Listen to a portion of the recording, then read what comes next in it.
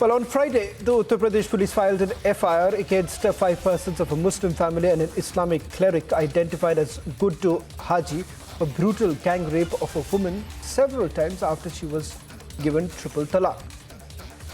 The incident is said to have happened in Shahjahanpur area of Uttar Pradesh. The other persons booked in the case have also been identified as Salman, Islam and 3 of their other family members.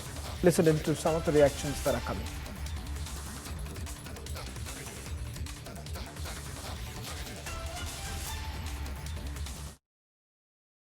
आपने जो आरोप लगाया है police को दी गई तहरीर और जो FIR है उसमें जो आरोप आपने लगाया है कि 3 तलाक आपका हो गया, आपके साथ हलाला हुआ, रेप भी हुआ, तो ये हलाला और रेप ये घटना कैसी है?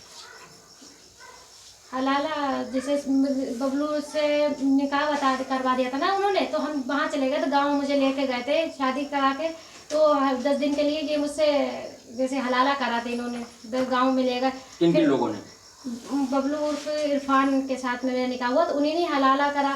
कौन है बबलू उर्फ इरफान? मेरे जैसे देवर भी है, हमारी शादी निकाह हुआ इनसे। उसके बाद सलमान मुझे गाँव से ले आए थे यहाँ पे, फिर इन्होंने निकाह नहीं करा, ये मेरे साथ में ऐसे ही रेप करते रहे सलमान। उसके बीच में जैसे बबलू उर्फ इरफान आ जाते थे हमारे साथ में भी, उन्होंने तलाक नहीं दी थी, वो मुझे जब चाहते थे मुझसे भी बोलने लगते थे।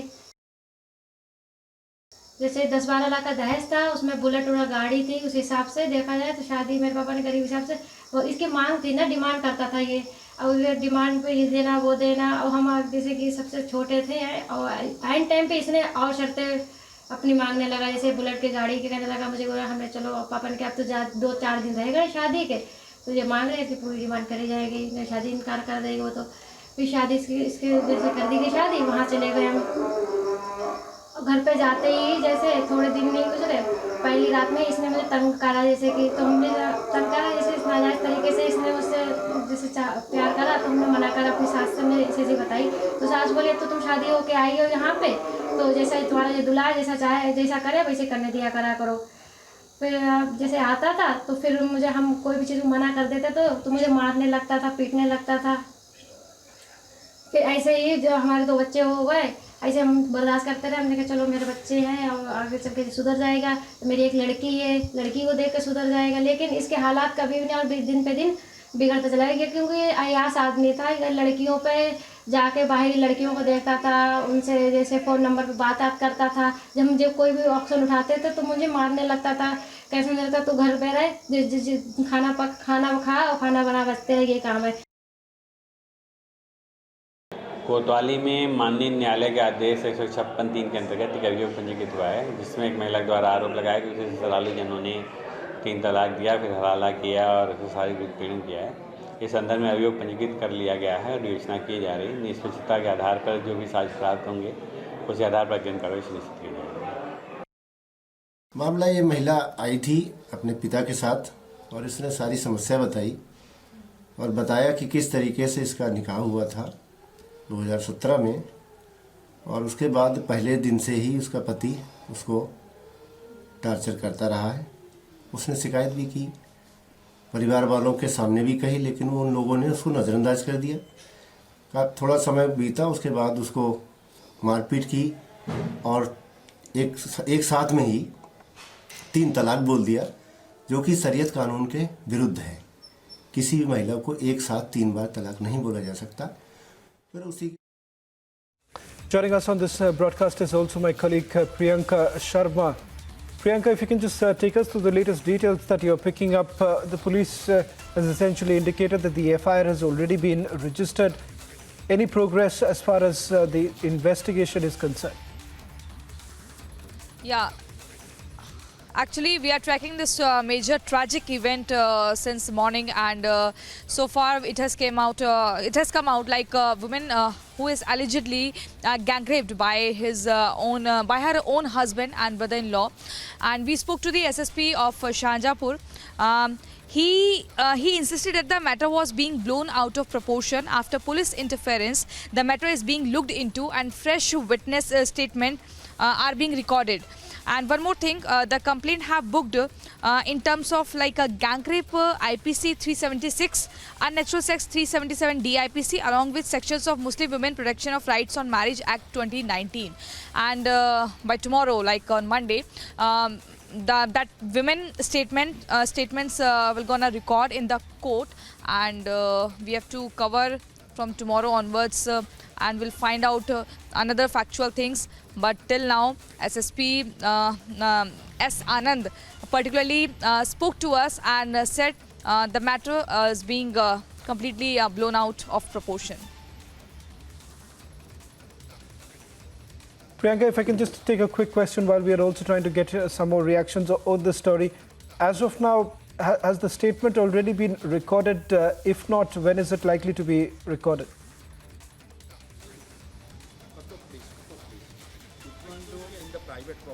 Yeah. Pardon? I'm sorry, ma'am. Priyanka, what I was asking you is with regards to the status of the statement of the survivor in this case. Are you picking up anything on the lines that whether her statement has already been recorded or is it likely to be recorded sometime soon? See, we are trying to track this case completely throughout, and we were trying to get more documents and the FIR copy from the SSP office also, but he denied completely, and he said why you people are raising this this particular topic, this particular case, because there is nothing in this case. S. Anand told to us off camera, and he was like, there is nothing in this case, and you are just trying to picking up unnecessarily. But he said he will gonna talk to the IO investigative officer tomorrow, by tomorrow onwards, and then he will let us know by 11.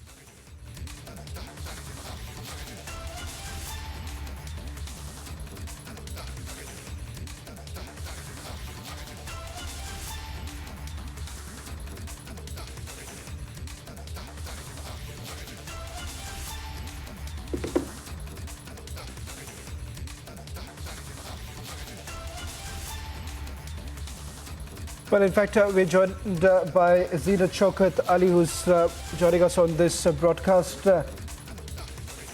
Ma'am, just a shocking incident. An FIR has already been registered. Now, this raises another larger concern that not having the UCC could be the other reason why we are constantly staring at such instances taking place in various parts of the country. Hello, yes. I think, whatever has happened is absolutely deplorable and condemnable. Women cannot be treated this way. This is not Islamic law. And to abuse a woman and to treat her in this fashion itself is an atrocity on its own. And I think, as when you speak about a uniform civil code, it is part of the Constitution of India. It is part of the directive principles in Article 44. And certainly we have to start thinking about implementing it. And I think, yes, what you're saying is that, you see, within the community also there should be people to stand up and stop such such atrocities which have been poured down upon women. And also, as you say, a UCC will certainly be a controlling factor where such matters are concerned. Hello? Dr. Ali, if I can also take one more question with you. Now, we are seeing in this particular instance where the survivor has not only been duped, but the fact of the matter is that it is extremely traumatic. The fact of the matter is that the police also essentially trying to indicate, at least that's what our reporters on the ground are saying, that, an attempt that is being made to brush it under the carpet. I think that is the worst thing possible that can happen. To hide the truth. To hide the truth is an offense. And for that offence itself, there should be some punishment allotted once it is found that people are trying to brush it under the carpet and tell lies about it.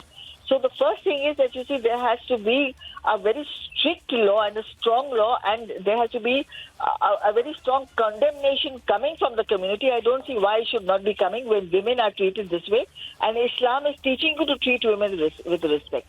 So this is actually disregarding and putting Islam aside and doing exactly what they choose to do. So that is the first thing, that such people, these kind of things have to be uprooted. The lies they talk, they have to be uprooted and punished. And also, you see, there has to be, absolutely strict restrictions where such laws are completely prohibited. I mean, such acts are prohibited under the... Dr. Ali, I would request you to stay on. Okay. Dr. Ali, I would request you to stay on, as I'm also joined by Atikur Rahman on the phone line. Atikur Rahman, okay. The FIR that has been registered by the Uttar Pradesh police essentially indicates that she was raped repeatedly, and not just that, it was on the instance of Nikah Halala, a case that has now basically emerged. We are once again raising this entire question that not having the UCC is exactly why you're looking at instances like this. You see, both the concepts are very different concepts. Halala is not at all recognized in the present day world. It was, far away in the pre-Islamic days, wherein it was permitted under certain circumstances. Today, if somebody is taking cue from the scriptures, they are having a great folly, committing a great folly. This should be punished severely. As far as the Uniform Civil Code is concerned, the Muslim community demands from the government of India to present the draft resolution based on gender equality and gender justice. The Muslim community will be approving it. Mind you, we will be approving it. No ifs and buts. As far as the scriptures are concerned, no scripture, whether it is the Islamic or otherwise, can have the domination of the man over the women. Women should be having equal rights, and the Constitution of India amply describes that equality is the core as far as the preamble and the fundamental rights of the women are concerned. Where is the draft resolution?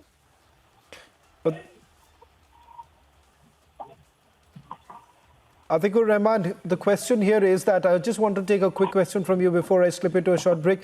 Dr. Ali, I want you to respond to what Atikur Rahman essentially indicating. While on the one hand you say that strongest punitive action should be meted out, but at the same time not really looking at the root causes of it. You see, the whole thing is that the punitive action has to be taken, and as has been pointed out, this is completely anti-Islamic. Pre-Islamic Arabia practiced these laws, and unfortunately they have crept into Islamic jurisprudence and have been practiced, and the community has been talking about it. So the first thing is abolishment. Second thing is also that rape under Islamic law, even if you consider Islamic law, is punishable by death. So the question, even if you go by Islamic law, the rape is punishable by death. And your third point, which comes to the Uniform Civil Code, he has indicated that the Muslim community is going to support it because this law is going to give gender justice.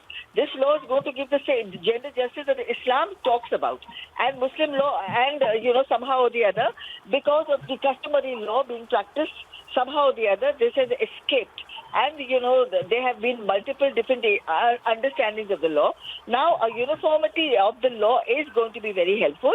And we are working, as we have been told, that we are, that we have to work towards, gender justice, and we have to work towards equality, and we have to get on with it.